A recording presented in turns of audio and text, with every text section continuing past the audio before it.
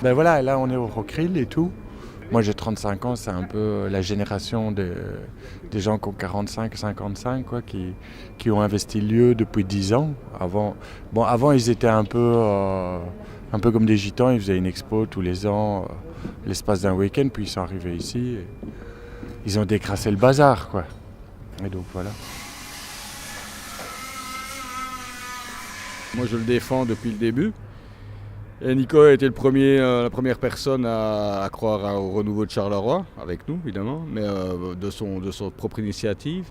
Et je trouvais super intéressant son safari urbain évidemment, qui était décrié par la ville parce que je pense qu'ils n'ont pas très bien compris le concept au départ.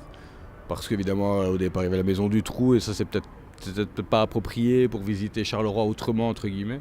Mais bon, depuis, Nicolas a bien rectifié le tir et je pense en fait qu'il propose une version alternative d'une visite touristique de Charleroi, des usines abandonnées, des terris, du Rockrill, du métro fantôme à Montigny-sur-Sambre. Mais je pense que c'est toujours intéressant et de toute façon, ça a quand même bien fait découvrir Charleroi autrement aux touristes étrangers.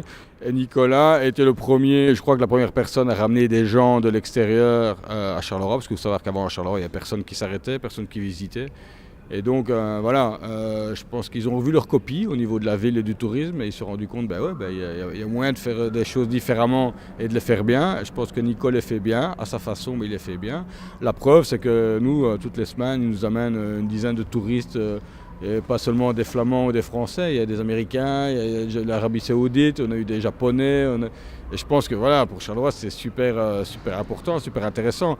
Quitte à presque le lendemain, ils avaient visité le musée de la photo, le BPS 22, le musée des Beaux-Arts ou d'autres endroits institutionnels un peu plus conformes à ce qu'on attend d'une ville normale.